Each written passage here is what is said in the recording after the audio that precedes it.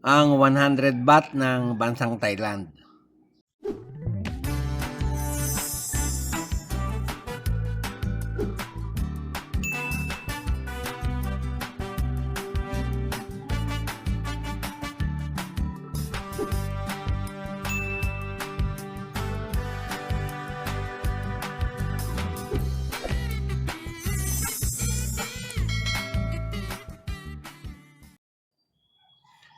Magandang araw sa inyong lahat, lalo na sa aking mga kabarya at kapwa-kolektor. Sa lahat ng senior citizen at mga silent viewer, maging sa mga kaibigan natin dyan. Magandang araw po. Narito pong muli si Mari Victorio upang magbahagi muli sa inyo ng isang koleksyon na aking naipon sa mga sandaling ito. Ito po yung 100 baht na aking nasa lubong doon sa aking pamangkin. Yan. Maalala nyo, nung nakaraan ay naipakita ko to, kaya lang panandalian lamang dahil sama-sama ho sila eh. Ngayon ay pag-aralan natin kung ano ang nasa picture ng salaping papel na ito ng bansang Thailand. Pag-usapan po natin, ayan, sa harapang bahagi po ng perang papel na ito, makikita ninyo yung larawan ng isang tao. Yan po si King Bahiraklao. Ayan po ang kanilang Ramaditen. Yan. Yung papel po, makikita ninyo, kulay pula. Ayan. Di kamukha sa atin, yung 100 ay kulay ubi. Tapos po, yan pong yan,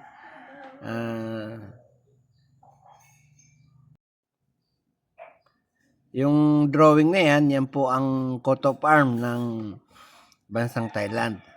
Ayan. Tapos may mga safety picture. Sa likod, makikita ninyo yung kanilang dalawang sinaunang rama. Ayan po. Yan po ang kanilang Rama D5 at Rama D6.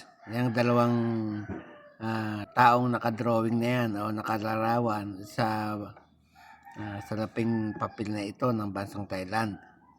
Tapos makikita ninyo yung English lettering na 100. Ayan po. Sa kanang bahagi. Sa kaliwang bahagi po, yung Thai lettering. Yan. Siya nga pala, yung kanilang Ramaditen ay naka-uniforme ng pansundalo. Yan po ay sa uniforme ng Royal Air Force ng bansang Thailand. Ito pong perang ito ay nanggaling nga po sa bansang Thailand. At inisyu po yan ng Bank of Thailand. Si Pira Bahiraklao ay nag-umpisang manungkulan noong 2016 at siya po ang hari hanggang sa kasalukuyan. Ayan. Yung pong pera na yan ay ginawa, nag-umpisa ng 2025. Ang denomination, 100 Thai baht. Yan nga po. Polymer na po yan. Kung ititumbas po natin sa halaga ng Philippine Peso, yung pera na yan ay nagkakahalaga ng 185 pesos. May sukat po yan na 150 by 72 mm. Kaya ang hubog niya ay parehaba. Yan. Na-issue po yan noong November 21, 2025. At may number po na N number 538617. At reference number na TBB number 202A-202B. Yan po ang katangian ng pera na yan. Sa kabuuan po, maganda naman po ang yari ng kanilang pera at ito ay polymer na. Yan po. Maganda at polymer na po yan eh. Yan po lamang ang maibabahagi ko ngayong araw na ito at sana ay naibigan nyo itong pagpipresenta ko ng 100 baht ng bansang Thailand.